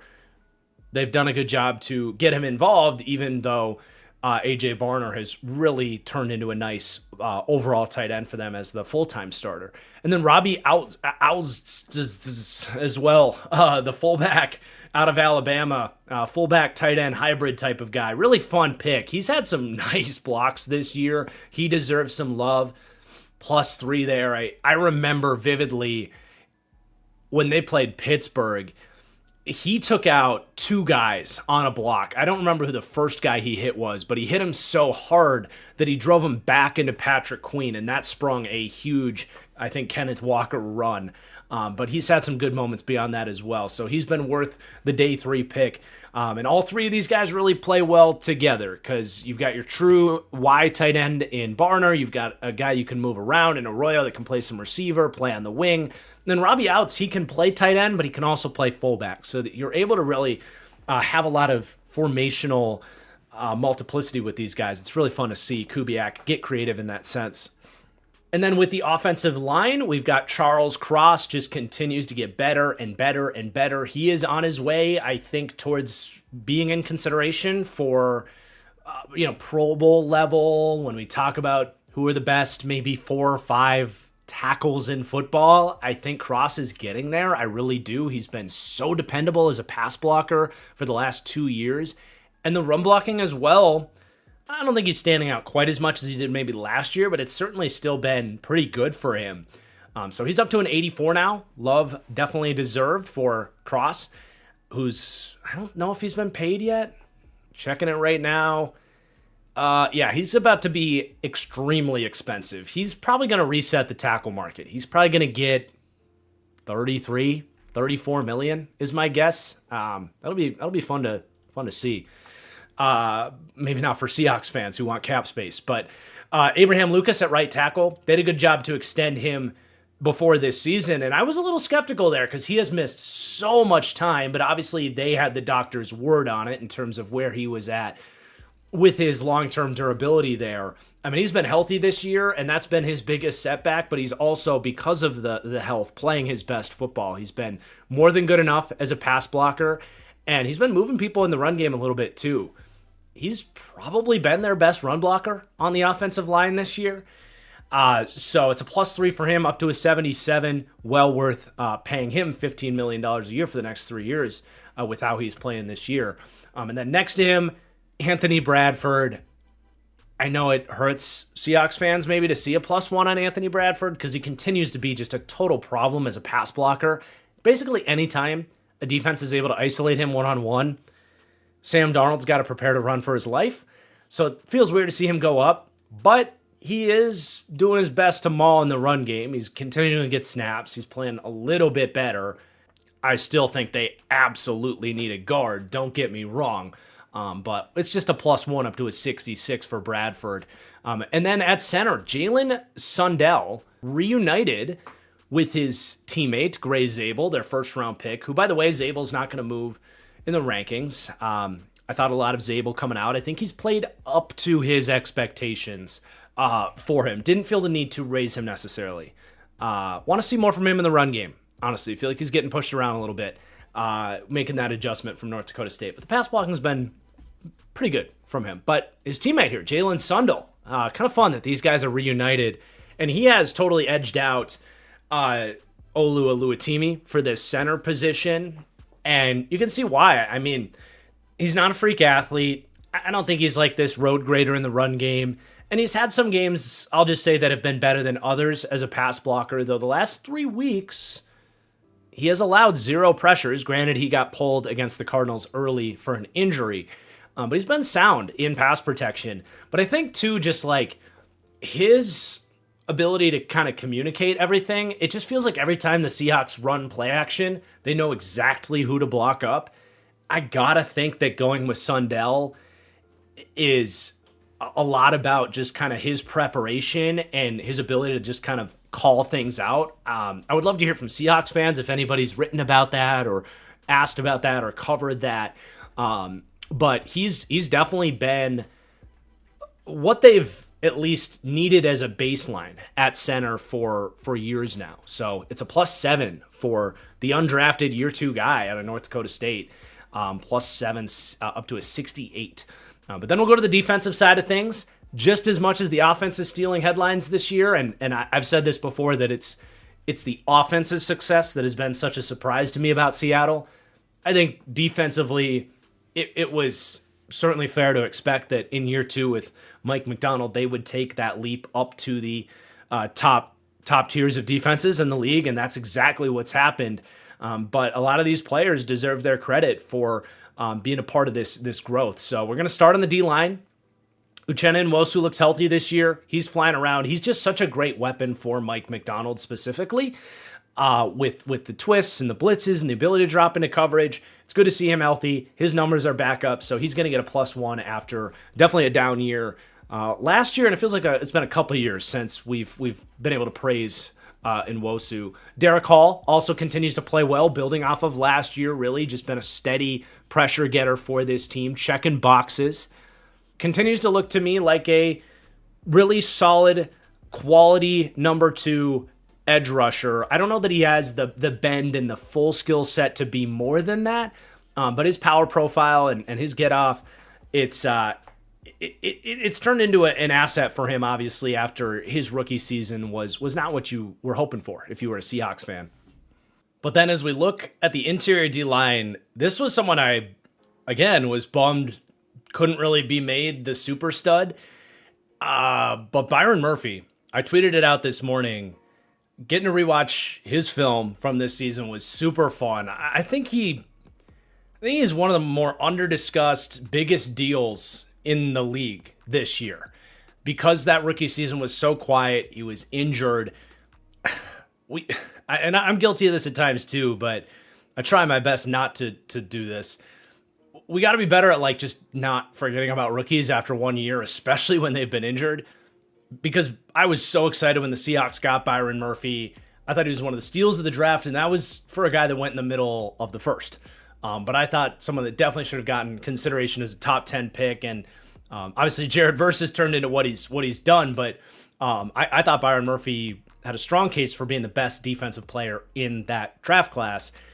And everything he's doing this year is exactly why. Number one, he's defending the run well, but much more importantly, what he's doing as a pass rusher, he's really on the cusp of emerging as a true number 1 alpha player for the Seahawks, which has been for years now what I've been saying is the missing piece for this D-line. They have 6, 7 number 2 quality defensive linemen, but they haven't had that guy that it's we know the double teams are going his way.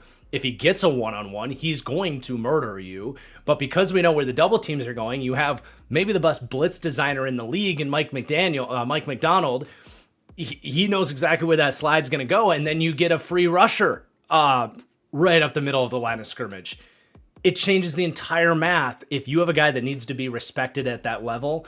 And I really think the tape that Byron Murphy is putting out there, I think you've already seen the signs of teams feeling like they need to double team him. But I mean, we're getting to that point where teams are going to go into the game plan and be like, he's the guy we can't let him kill us. And his traits, that rip move that was so good in college, he's got a bull rush. He's showing a lot of counter moves too, and quick hands and finesse style moves. He is breaking out a full package of rush moves, really getting after the quarterback right now. He's got 30 pressures, 5 sacks, might get to double-digit sacks, which is not easy to do as an interior D lineman. It's a +6 for him, 74 to an 80. A big bump from this session after really not getting a chance to do much in his rookie year. But he has all the tools to really get to that kind of Quinnen Williams, Jalen Carter type of level, Jeffrey Simmons. I mean, he's playing at about that level already. It's just about continuing to prove it and earning those marks. But I couldn't wait to talk about Byron Murphy here today. Not quite as big of a deal with the other interior D lineman going up here. Mike Morris, rotational DT. He's doing some dirty work against the run after converting from edge in college here in year 2. A +1 up to a 68. But I'm going to lower Jerron Reed. He's getting older. The pass rush efficiency is fallen off for him. It's just a -1 down to a 76. But, he had a monster season last year. It was kind of a gift that he had really a career year out of nowhere. In the year that they drafted Byron Murphy and he wasn't able to stay healthy for them. It was kind of a gift that kind of coincided, I think.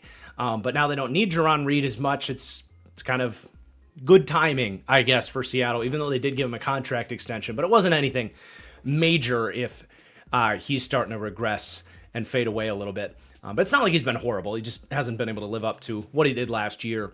But then into the second level with these linebackers, Ernest Jones going to get a +2. He's into the 80s now. I think he just continues to stack good performances on top of each other. Since he's gotten to Seattle, it's just been such a good fit. He gets his revenge game this week against the Rams. I can't say I don't get why they let him go, because the Rams have obviously done their own thing at linebacker, but I do think they could have used Ernest Jones last year. Maybe he could have been a difference in that game against the Eagles. Maybe not. I mean, if he alone just stopped one of those big Saquon runs, maybe. But anyway, we're talking about the Seahawks here. Such a great move to go get him from Tennessee. I don't know why Tennessee gave up on Ernest Jones. They are really good at giving away their best players. But it really does feel like here in his 5th season, now really getting to get comfortable, in this McDonald defense. He's seeing the run really well. There's still some times in coverage where there's room to grow in terms of anticipating routes and taking stuff away over the middle of the field, but they do a good job not leaning on him too much. He also does have 3 picks on the year, so he's been able to make some plays on top of some other questionable plays in coverage. But otherwise, he looks outstanding. So he's up to an 81 on the +2. And then Drake Thomas. I'm not going to lie, this one kind of hurts because he's taken my guy Tyrese Knight's starting job for the most part here. They still play both these guys. But Thomas has been the full 3-downs guy for this team. And honestly, I see a lot of Terrell Bernard in his game. 6 foot, 223 pounds, is almost exactly same size. He is not a spectacular athlete, but good enough. Misses a shit ton of tackles. He's missed 24% of his tackles this year, but flies around in coverage.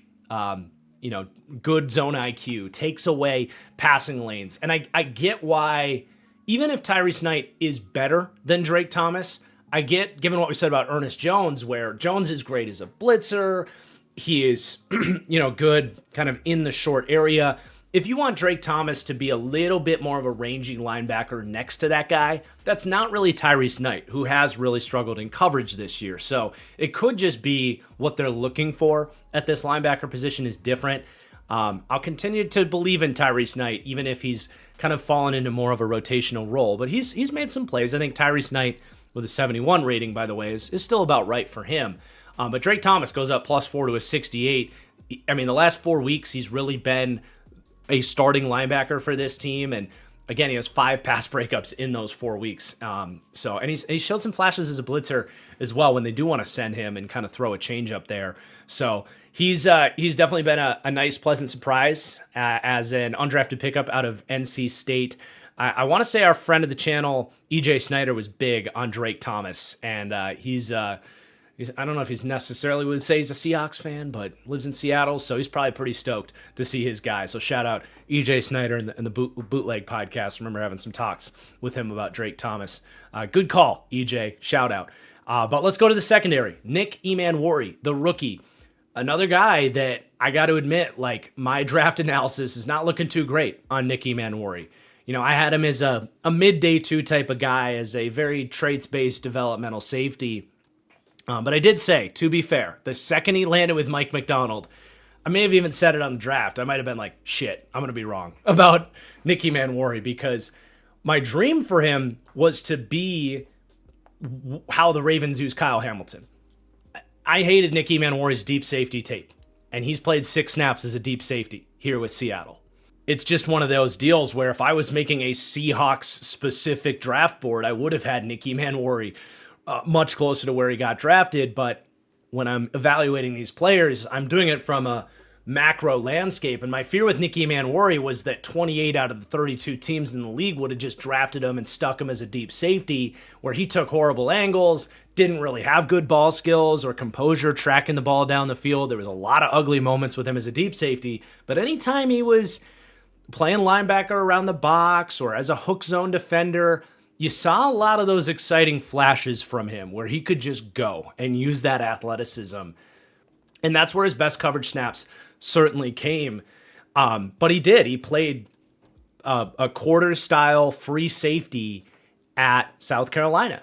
And unfortunately, a lot of teams just don't properly identify how to use these guys. But with Mike McDonald and John Schneider and this organization, they did. And he's been their slot corner. And God, he's been good.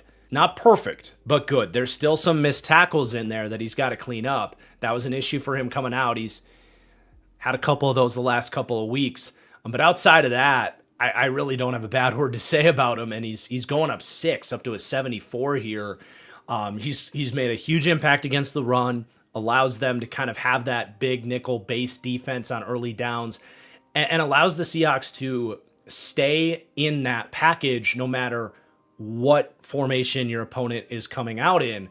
I think they know this. It's directly, it's a direct response to what's working on offense for Seattle. Seattle runs these 12, 22 personnel, these heavy early down packages. They know that they love it if you come out and match that in a base defense, because that's when you can get guys springing open down the field. If you're in a run defense style defense against that type of look, Seattle can come out, and this is going to be a huge thing to look for, slowing down the Rams' 13 personnel offense this week. It's a little bit of a game preview here.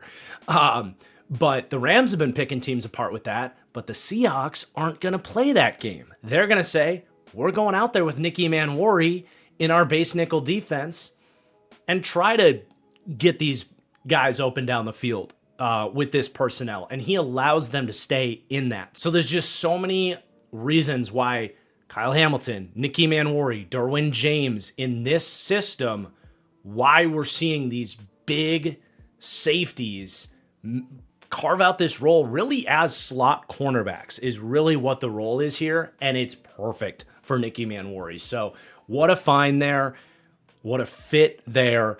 And I mean, screw my draft analysis. He's a fun player to watch, and I'm very much enjoying seeing him fly around in this system.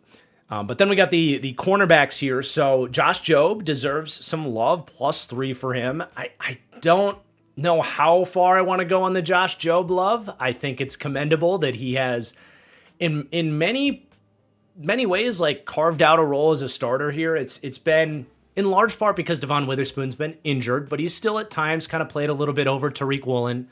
It's kind of a interesting deal going on there as they've sorted through this secondary. But he's a smart zone corner. He's hung around as a guy that came into the league undrafted, out of Alabama. He's bounced around, or at least went from Philly to here. I don't know if there were any stops necessarily in between there, but I think what they really like about him is the physicality, the run defense, the tackling, the ability to contest the football. Now, he's been penalized 6 times. The thing with Josh Jobe that I said in my draft analysis, I think it still applies. He was the biggest cheater I've ever seen on college tape from a corner. This dude grabbed every single play. And I like physical bump and run corners. This was like tugging jerseys, getting penalized in a way that I figured he wouldn't get away with it as much in the pros. And he's been a highly penalized player at the NFL level. So that note on him coming out has still applied. And it just feels like, you can get away with that sometimes, but you're just playing with fire. Like, you're trying to win a Super Bowl. Are you going to go 4 straight games against playoff opponents or 3 straight games if Seattle gets the 1 seed and you don't get a costly Josh Jobe penalty?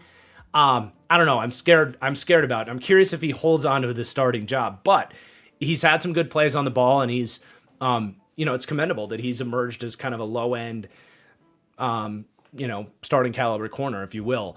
But a big part of this too is Tariq Woolen had a horrible start to the season. He deserves to come down, I think. Not horribly far. He's been better as of late. But a -1 for Tariq Woolen. The first month of the year, teams were kind of picking on him, and uncharacteristic to his game, he was really struggling to find the football. That's always been a big strength of his game. So it was kind of like, that's weird. Like, the ball's right there and you're not seeing it. So it just wasn't good football to start the year. Again, I think he's playing better lately, but another thing with Tariq Woolen that I think drives coaches crazy is he just it doesn't really tackle. It got a little bit better last year, but he has regressed straight back to actually the lowest missed tackle rate, or the worst missed tackle rate in his career. He's missing 26% of his tackles this year. So that's a big deal. It gets underrated a lot. Like, smart teams try to put these corners in a tough spot to make plays. And if you've got a better than 25% chance that Rick Woolen's going to miss that, and then you've got a guy out in space. That can be a headache for a defensive coordinator. So I understand some of the hesitations with him, and they haven't extended him yet either. He's also been penalized 7 times this year. So it's like he's this unique player where there's a lot to like. There's good games in there. He's got a track record of really high-end cornerback play, but I don't know if Seattle really has a whole lot of interest in extending him. It'll be fascinating to track that through the season and into the offseason. But then one more cornerback here, Darion Kendrick, had to get a couple of starts there in that slot corner, big nickel position before Nicky Manwari came off the injury. And he had a couple of good games in there. Teams tried to go at him, and he actually ended up with a ridiculous amount of production. 5 passes defended in just 2 starts in that slot corner position. He tackled well, too, in those 2 starts. So it's a +2 for him, really 1 for each game. He's up to a 71. It's interesting because he's always been an outside off-zone corner for the Rams, and he's very limited in terms of long speed, and they eventually just wanted more upside at that position, right? So they moved on from him. But those were 2 really impressive starts in the slot. Could be a flash in the pan, but that's a spot that we haven't really seen Kendrick play. And if you're a team maybe like, Tennessee or Miami, and you run a system like this and you're trying to replicate what he was able to do for this team, something to keep an eye on with him maybe getting an opportunity to show what he can do as a slot corner. Obviously, they don't have too much need for that here, especially because even Devon Witherspoon was injured at that point in time. So they were down their top 2 options in the slot. But then Ty Okada, I tweeted about him. He's a fun player to end studs and duds with here. I tweeted about him a couple weeks ago that basically I didn't know that random white dude flying around for the Seahawks was a freak athlete, but he is. Look at that RAS profile. Pretty damn nice for Ty Okada. But he's putting that athleticism to work, man. They've needed somebody to step up as a deep safety. Number one, to allow Nick Manwari to stay in the nickel, so they didn't have to ask him to play deep safety. But Julian Love's been unavailable since week 3. So Okada's really stepped up. He's had some really impressive plays on the ball. He's flying around as a run defender. He's had some crazy effective blitzes. He's a nice player. And it's a good problem to have. I think you have to go back to Julian Love when he's healthy, but Okada's making a case that maybe he's more of an impactful player than Kobe Bryant. But I like Kobe Bryant too, and he's been pretty solid this year too. So again, good problem to have, but they definitely found someone there in Okada who's going +12, 59 as a no-name free agent, up to a 71 rating.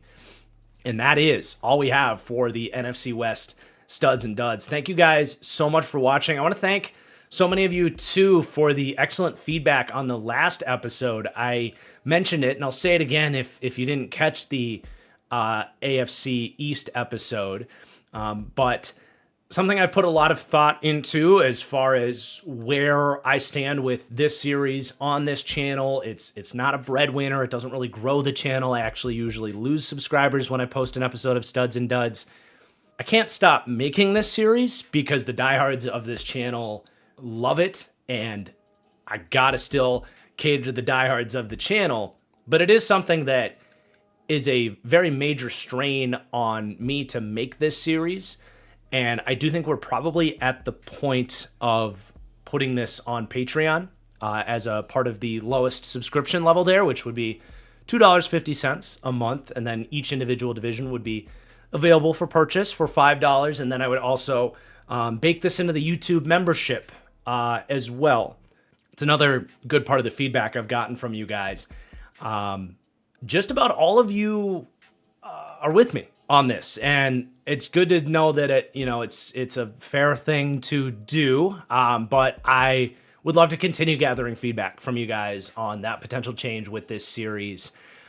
So please let me know in the comments down below what you think about that. If you didn't catch the last episode and that's the first time you've heard that little news bomb. I know a lot of viewers, fans, followers don't love when things go behind a paywall, but I do have to do what I have to do to keep this series practical for me, given what all goes into it, because it is a lot. But beyond that, thank you so much for watching. Let me know what you think of all the changes here today. There was a lot of them. If you think I missed anybody, was too high or too low on anybody, definitely let me know in the comments down below. And then we'll finish up the mid-season series here early next week. But please do hit that like button on the way out. Really appreciate it. And I'll see you guys soon. Cheers.